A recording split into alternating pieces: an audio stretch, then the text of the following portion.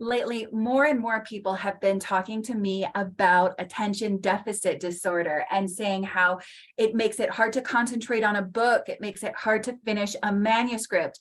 And as we're coming into the holidays right now, more than ever, of course, there are so many distractions. And I thought this would be a great video that's relevant to absolutely everyone right now. And so believe me, I have had attention deficit disorder my entire life.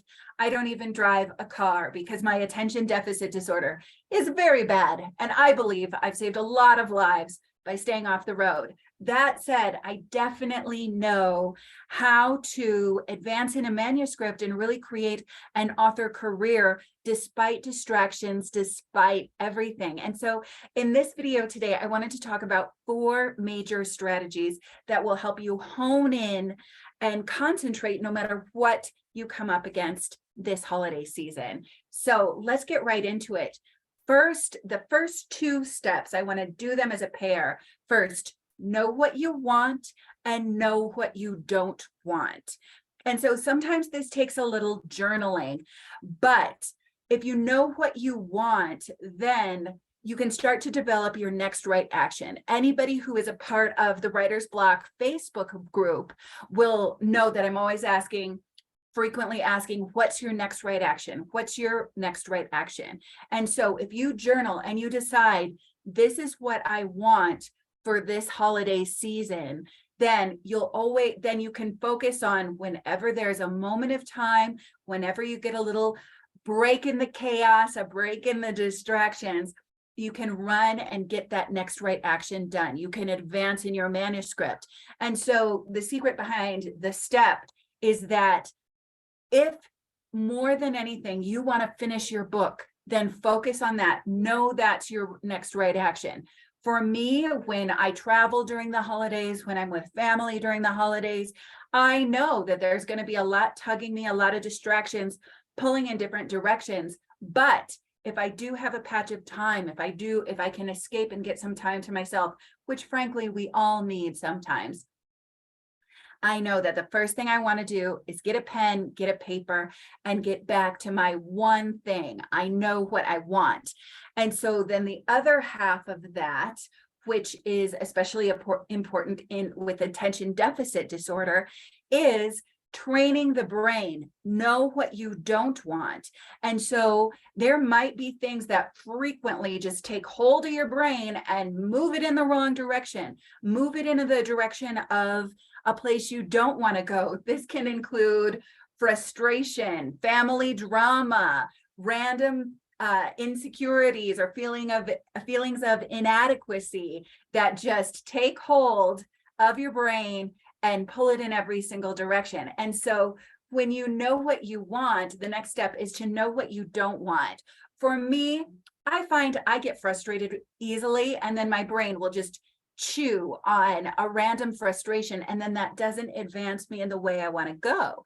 And so also, after you find, what do I want this season? When I do get a chance to myself, what do I want to focus on? Also add to that, and I want to stop wasting time being mad at that person or doing favors that I wish I wouldn't have signed up for, etc.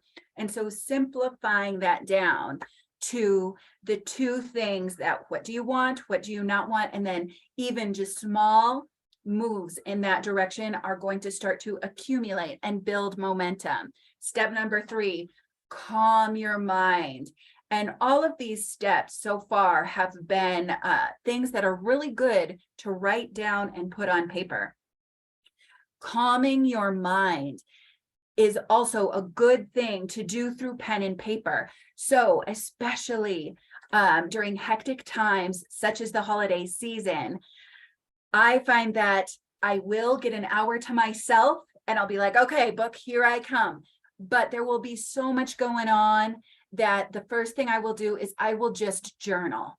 And so I will just calm my mind by getting out my emotions, slowing down the brain, recentering my focus, not by going directly to my project, but by calming my mind and journaling a little.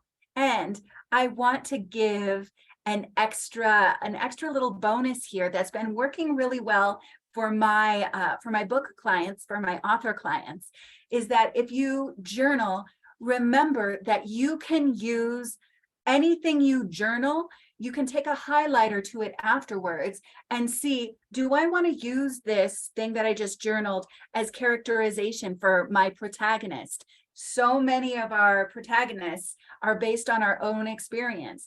How can the emotions that I'm feeling, the things that I'm going through, how can they inspire more detail in my protagonist? If it's self-help that you're writing, how can what I'm going through and feeling right now help the people that I am going to be serving with my self-help book? So if you find you can't focus directly on your book or your project right away, journal.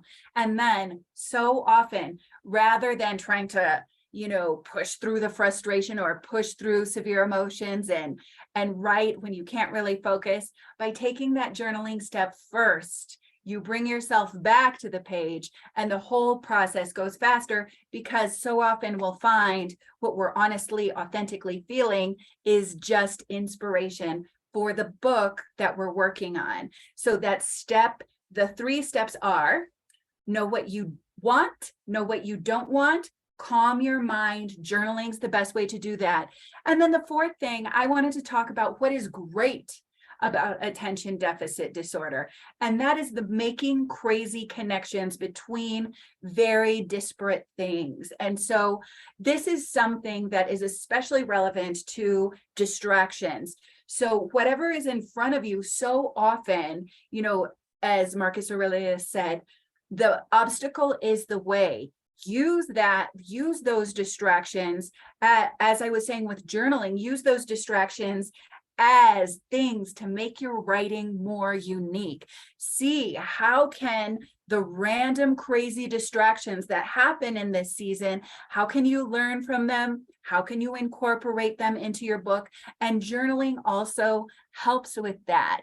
So whatever happens during this crazy distractible season, especially for those of us with attention deficit disorder, take a pen, a piece of paper, and bring it to the page. You will thank yourself for it.